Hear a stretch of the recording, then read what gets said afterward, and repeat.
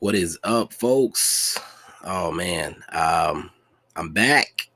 It has been a long time. I just checked yesterday. I have not recorded an episode of my solo podcast since March. Um, you may or may not know that I kicked off the Mavs Outsiders podcast with Reese, at Minder Reese on Twitter. But the Mavs Outsiders podcast has been going well. We started that in February. We just signed a deal at the beginning of May with a network.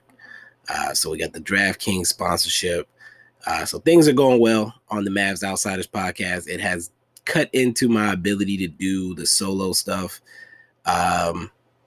Also, the fact that I've been in school right now. I'm still working full time. I'm just doing way too many things. So I definitely did not drop this podcast. I do plan to continue to make episodes here and there, maybe pick up the recaps at some point if me and Reese aren't doing it on the Outsiders, which, by the way, if you're not listening to the Outsiders, why not? Let me know if you have thoughts or concerns. Slide in my DMs. I'm very accessible. Definitely I want that feedback. So yeah, the Mavs Outsiders podcast is where you're gonna get most of my Mavs content if that's what you listen for. But if you listen for the general NBA, I do have some stuff for you today. In a minute, I'm gonna get into my preseason predictions and where they've landed as far as the NBA standings.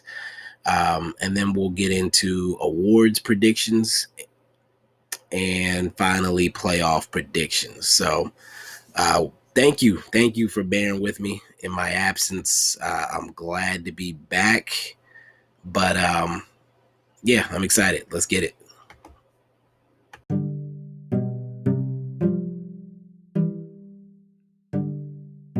Look, I know y'all are tired of the same old ads, and they were probably kind of long, so let me condense that for you a bit. I'm partnering with 4 companies right now, and I'm going to tell you about 2 of them here. Mondo for movie merchandise and Alamo Drafthouse for movie tickets.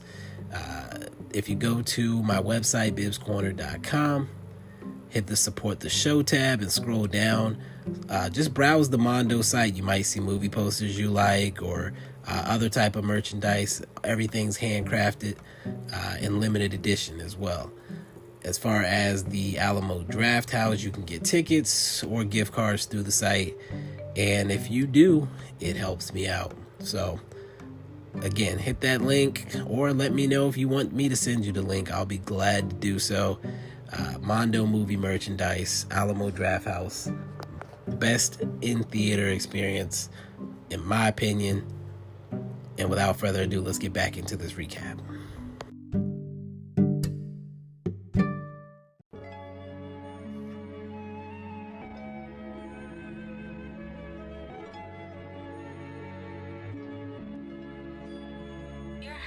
All right, folks, welcome back yet again to the Bibs Corner podcast. And I almost forgot the name of my podcast because it has been that long, but I'm not going to waste your time with a bunch of random talk. So let's get straight into what I predicted at the beginning of the season and how it ended up at the end of the season. So first, in the Eastern Conference, before the season, I picked the Bucks to win the East. Obviously, they ended up finishing 3rd, and not too far back, so close enough. The Nets, I did predict to finish 2nd.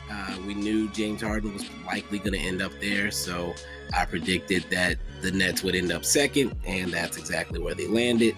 Now, usually I'm low on the Celtics, but this year I was buying into their bubble performance. I picked them to finish 3rd. Obviously, they finished 7th. They lost Jaylen Brown. Whatever. Then 4th, I picked the 76ers. They obviously ended up finishing 1st, so they outperformed my expectations. I actually ended up picking the Wizards to finish 5th. Obviously, they had a lot of injuries and COVID to deal with. It took them a little longer than I anticipated to get going, but once they did, they really, really did. But they finished 8th, so 3 spots off. The Heat are the second team that I got exactly right. I picked them to finish 6th, and they did. I remember before the season, my boy Josh was on that episode with me, and he was stunned by me picking them 6th. I think he might have had them pretty low too, though, now that I think about it. But yeah, Heat finished 6th, exactly where I expected. I expected the Raptors to finish 7th.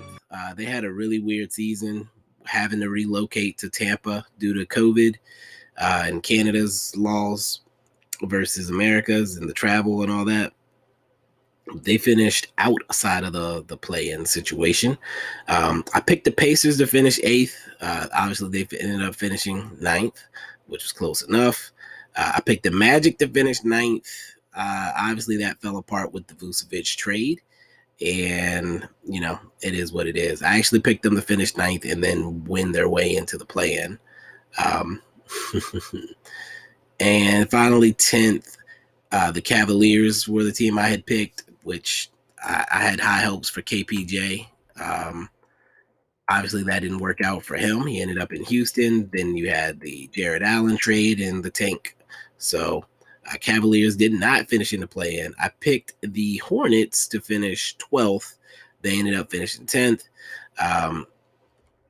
I picked the Knicks and Hawks to be the worst 2 teams in the East. That was the dumbest thing I've done. Shout out to the Knicks and Hawks. They actually ended up being the 4 and 5 seeds in the East. So, yeah, I was way off on both of those teams. I don't even remember why I picked them so low. The Hawks especially. The Knicks were definitely a real surprise. But the Hawks, I don't know. I just didn't have the vision to see where they were headed. So, shout out to them for proving me incredibly wrong. Let's move to the West. Again, I'm not trying to take my sweet time on this. In the West, I actually picked the Nuggets to finish first. Jamal Bubble Murray had me believing. So I expected the Nuggets to finish first, and they ended up 3rd. Murray injured. And Bobo, actually, I expected Bobo to be a part of things. I don't know what the hell happened there. He just completely disappeared. The bubble really was a fluke. I picked the Lakers to finish 2nd, which was a surprise also for Josh, if I'm not mistaken, who just assumed, I guess, the defending champions. I expected a little bit of a drop-off, but I couldn't drop them that far. Obviously couldn't anticipate both AD and LeBron being out for a long stretch of time. They ended up finishing 7th. I picked the Jazz to finish 3rd in the West. I had really high hopes for them. They ended up finishing 1st. I picked the Blazers to finish 4th. They ended up finishing tied for 5th, technically, but 6th in the standings. I actually predicted the Mavs to finish 5th, which is exactly where they ended up, despite COVID and injuries. I picked the Clippers to finish 6th, which was also a huge surprise at the beginning of the season, but, you know, they ended up finishing 4th. So only 2 spots off.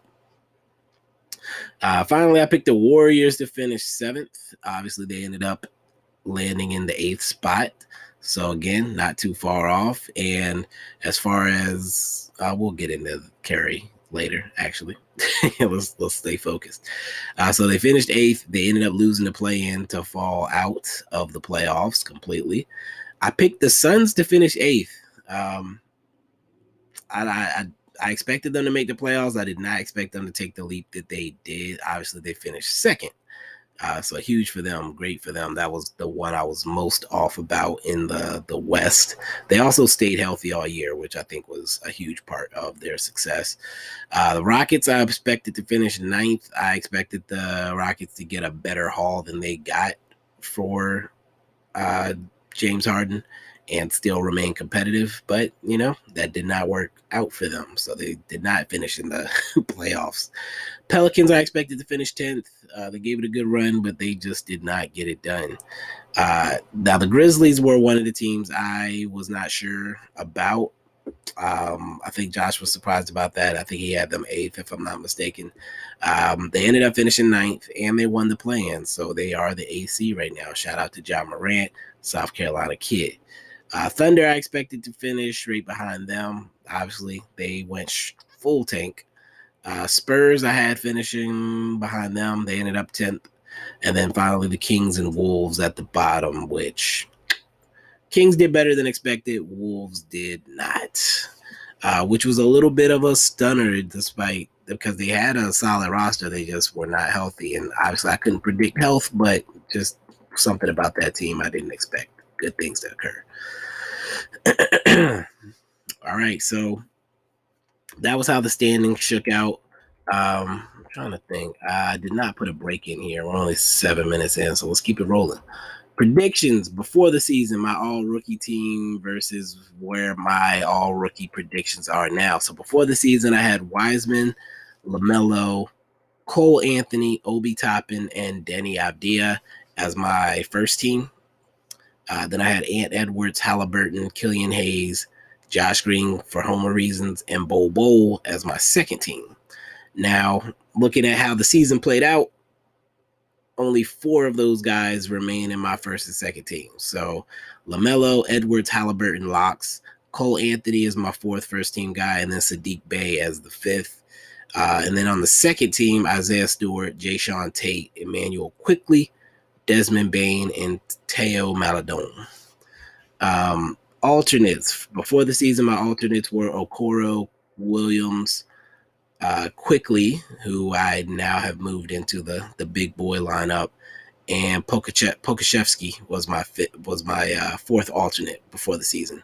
New alternates, I'm sticking with Okoro and Williams. I'm going to add KJ Martin, and I'm moving Wiseman to my alternates because statistically he had the numbers to do it, but I don't know if he played enough games for them to justify putting him on the team. Moving forward to the end of year awards. Coach of the year. Before the season, I had Malone of Denver because I, again, expected Denver to finish first in the West. I had Nash and Snyder as my alternates. Now that we know who the final 3 are, I'm picking Monty Williams as the coach of the year. Again, the Suns surprised me. The Knicks are actually probably a bigger surprise. So Thibodeau being a finalist, I probably should consider him as well. But I'm going to pick Monty Williams because they had more wins, essentially. So Monty Williams, shout out to Monty Williams. He definitely deserves that. And if it's Thibodeau, I would respect that as well. And I expected the Jazz to be good, but most people didn't. So if it's Snyder, then obviously that wouldn't be that shocking either. 6 man in the year. Before the season, I had LeVert as my pick. Obviously, he ended up traded and not being a 6 man and also missing a lot of the season because of a cancer diagnosis, which I'm very glad was caught when it was. My 2 alternates were Maxey, who got COVID and has not looked like himself, and Gary Harris, who was traded. So obviously my 6 man fell apart. I'm going to go with Clarkson out of the people that were named and keep it moving. Most improved player, I had Rui Hachimura as my most improved. I expected him to thrive with Russ as his point guard, and he has started to, especially here late in the season, but not enough to get him nominated. So Julius Randle, most improved. I'm going to ride that wave. They can't give him the MVP, so they'll give him that. Rookie of the year, I had Denny because I expected him to have the opportunities. I had Wiseman and LaMelo as my alternates. I'm going to bump LaMelo up. I think he's going to go ahead and get that done. Defensive player of the year, I picked Giannis. My alternates were Giroux and Gobert. I'm going to stick with Gobert to win it yet again. And then finally, MVP. I had Jokic before the season. Again, I expected Denver to finish first. Durant and AD were my alternates. I expected AD to take a step up with LeBron aging, and Durant just because I expected the narrative to be strong in his favor, but has not worked out that way. So Jokic was my preseason MVP pick. He is my MVP pick today as well. And with that, we're about 11 minutes in. Let's take a quick break, and then we're going to get into these playoff predictions. Look, I try to be as unbiased as possible usually, but I can't help it. There are certain things I want to happen in the playoffs, and my predictions reflect that before the season and now. So let's get to it.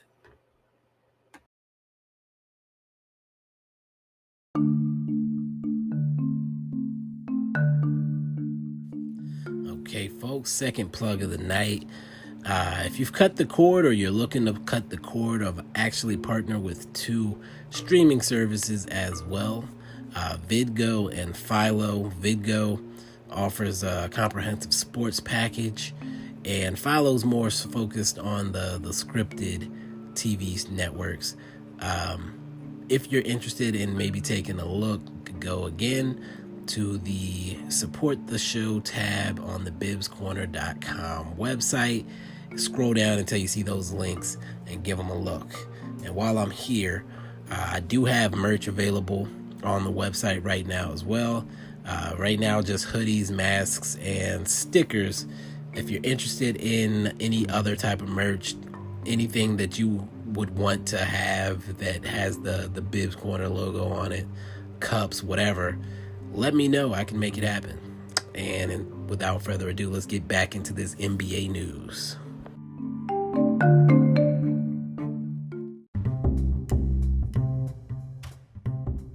Oh yeah, I forgot to add this to my pre-recorded ads, but new sponsorship alert, new bag alert, as Reese would say. Fandango Now is another sponsor. Sorry, the Heat and Bucks just tipped off. Fandango Now is another sponsor now. So if you are not going to the theaters and you want to see new movies, Fandango Now has you covered. I don't have that link up on my website like I do the others. So hit me up if you need that link. I would definitely get that to you. And definitely enjoy the rest of the podcast. Sorry for taking so long.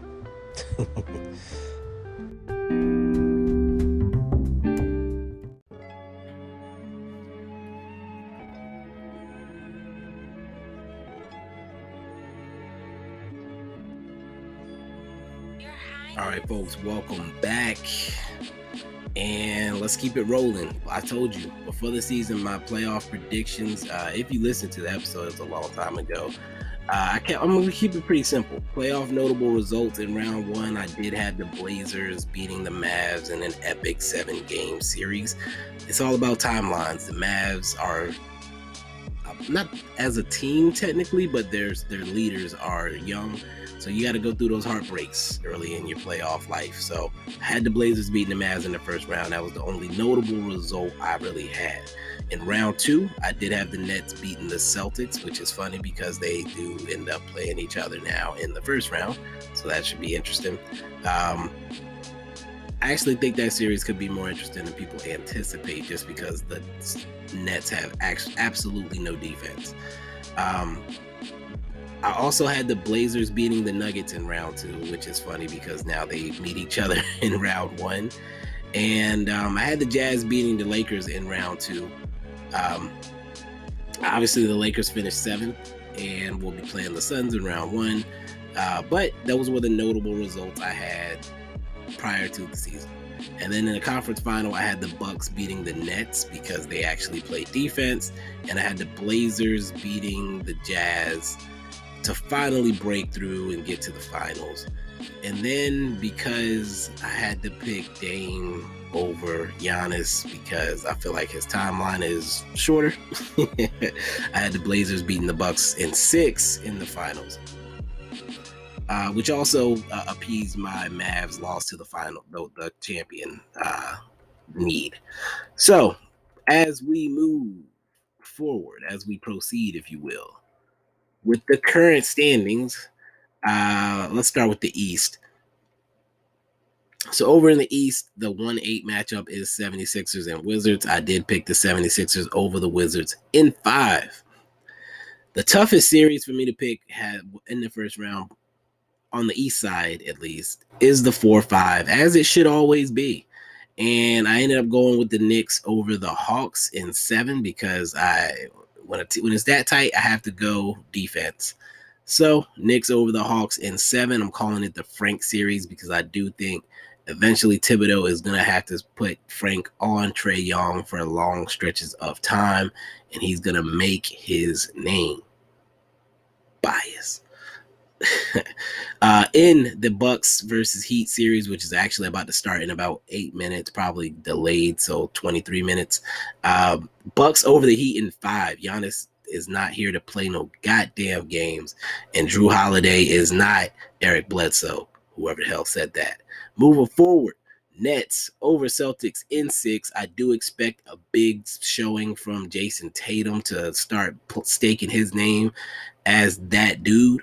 And, he still has Kemba Walker as well. And they actually, I don't know. They're one of the worst equipped teams, really, to take advantage of that Nets team. I do think they have very clear vulnerabilities, but I just don't think they have enough to get it done. So Nets over Celtics, I'm going to say in 6 because I expect big things from Tatum. Then we move to the West. The 1-8 matchup in the West is Jazz Grizzlies. I don't expect that to be a tough series for the Jazz. They just have too much firepower. Jazz over the Grizzlies in 4. My first sweep. Only sweep, actually, in the first round.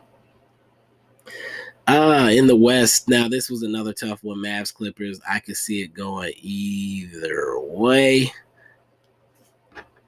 And let me see something. I know what I said about the Knicks and Hawks. I said I got to go with defense, but F all that. I'm going Homer. Mavs over the Clippers in 7. KP shows up. Luka does what Luka does, and we get some surprise performances from the others. I think a lot of people are underrating the difference between this year and last year. The fact that the Mavs have big men not named Boban. We had no Willie, we had no Dwight Powell, and we had no Brunson last year. I know Brunson usually doesn't do well against teams with length like this Clippers team, but depending on how he's deployed, I think he could have a huge impact for stretches of the game. And again, I think us having our actual big men, regardless of what you think about them, us actually having those bodies is going to be big.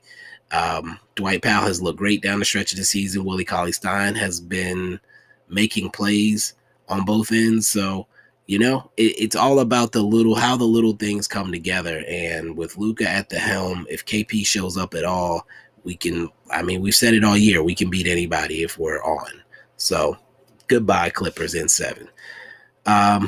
Probably my favorite series in the West besides Mavs, obviously, and Clippers. Portland, Denver. And before the season, I did pick Portland to beat Denver in the second round of the playoffs, and I'm sticking with it. Portland over Denver in 6. They're healthy now. Nurk can body up with Jokic, and there's personal beef there as well. So they didn't get to face off last time, if you recall, when they met in the playoffs, because of the injury. So Nurk, I need this for Nurk. I need this for my boy Big Nurk. And then I just think the Blazers have too much firepower. I think anybody who's sleeping on this Blazers team still did not pay attention to those last 10 games. Everybody was burying them, saying that they weren't going to win those games, and they straight up went out and did it. I think they lost the one game to the Suns by 1 point, and they lost to the Hawks, I think, by 9 in that stretch.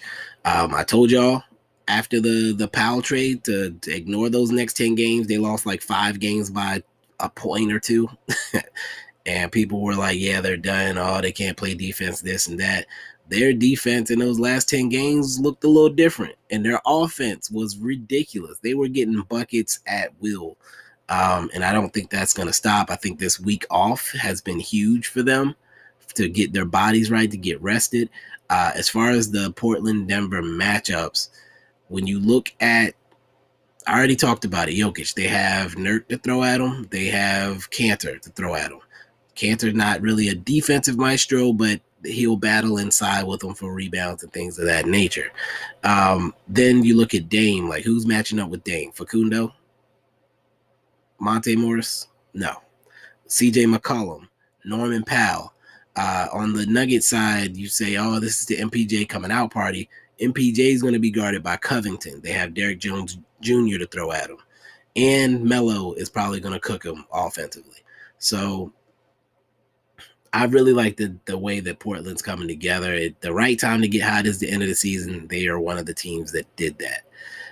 And then finally, Phoenix and the Lakers. I'm sorry, the Phoenix is inexperienced, but clutch. I wouldn't pick them in 5. It probably won't be in 5, but I'm picking Phoenix in 5. I don't think the Lakers are healthy. I don't think that they have the continuity with Drummond that they would need to really get the most out of his body. I don't care how you feel about Drummond and how he looks on that team. He's like they're literally figuring each other out right now in live. In the most important games of the season it's not a good look. If they'd had a full season together, they would not look like they do. Let's not play dumb on that aspect of it. Is it hurting his stock? Of course.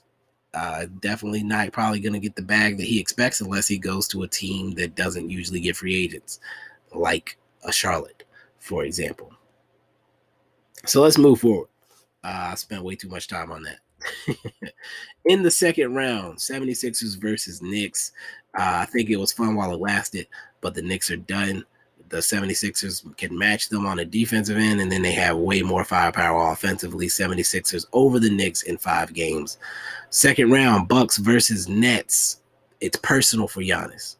Bucks over the Nets in 6. They actually play defense. Drew can cause problems for either of the Nets' big 3, and then obviously Giannis can do the same for pretty much all of them. Maybe Kyrie's too quick for him, but the length is there. So, and Middleton, I think they just match up well. They have defenders at every position that the Nets have offensive players, and the Nets can't do anything with them defensively. Who's going to stop Giannis from dunking? Blake Griffin? Please. Anyway, I did pick Bucks over Nets in 6 because the Nets do have the firepower to just not miss shots and make it difficult. Finally, Mavs versus Jazz in the second round. I did have to pick the Jazz in 6. I just don't think we, again, have enough to get it done. Again, Luka could go stupid. I'm just not ready to give it to him yet. I think the people that are hinging on that one win against them this year ignored the first 2 destructions that we faced, and the fact that they did get Donovan back, but he had like a 3 for 20 something game, which was not the result of our defense. Royce was 0 for 8. Josh Richardson was 5 for 5 from 3. Dorian Finney-Smith had like a career game with like 23 points. Do we really expect that to happen 4 times? Probably not. So I said Jazz in 6. And then finally, Blazers over the Suns, also in 6. Okay, we're in a similar situations. Blazers and Suns. So you look at this Suns team, and Booker can score. True. So can Dame, CJ McCollum. Dame and CJ McCollum versus CP3 and Book. Okay. So then we look at the others. DeAndre Ayton versus Nurk. Okay. I'm going to give the advantage to Nurk there slightly.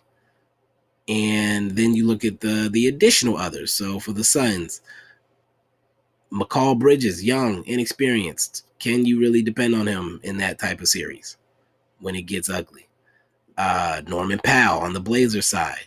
Veteran, been there. Covington, been there, versus Campaign or Kaminsky. Like these guys really, that's where I think the difference comes in. The matchup talent-wise is pretty close. I just think the Blazers have more. CP3 is not enough to hold up those other inexperienced guys, in my opinion. Blazers over the Suns in 6. Eastern Conference Final, Bucks, 76ers. Should be a hell of a series. I'm picking the Bucks over the 76ers in 7 because Giannis, and more Giannis. And in the Western Conference Final, Jazz and Blazers. And now I know what you're thinking. Mike Bibs, you have 3 of your top your top 3 players are all in the conference finals. Guess what? I don't care. It's possible, it's doable, and I'm picking it. So in the Western Conference Final, Jazz versus Blazers. This one is tough. Before the season, I did say the Blazers, but right now, I can't do it. I'm gonna go with the Jazz over the Blazers. I could see it going either way, obviously, but I'm going Jazz over Blazers in 7. Either one works for me and my agenda. So as far as speaking it into or out of existence, we won't be doing either of those things. And then finally, Bucks versus Jazz in the finals. But the ratings, fuck the ratings. I'm all over that series. And I'm picking the Bucks over the Jazz in 7 because it's time for Giannis to claim the throne. And that's all, folks. I know my picks are super homery as far as my favorite guys. But like I said, I got to speak these things into fruition. I didn't say anything outlandish, I don't think. I didn't pick any outlandish selections. These things, if it's possible, I'm going to put the team that I like or the player that I like more through. So, thoughts, feedback, hit me with that. I'm going to drop this podcast and then I'm going to go get some food because I'm trying to kill time between now and the Mavs game. It's been fun being back on the solo pod. I haven't done this in a while. Hopefully kicking out a lot more content going forward. I'm trying to be ahead of things so I'm not rushing to get stuff out and stressing myself out and losing sleep. So bear with me as I figure out this whole time management situation. But until next time, folks, go Mavs and peace.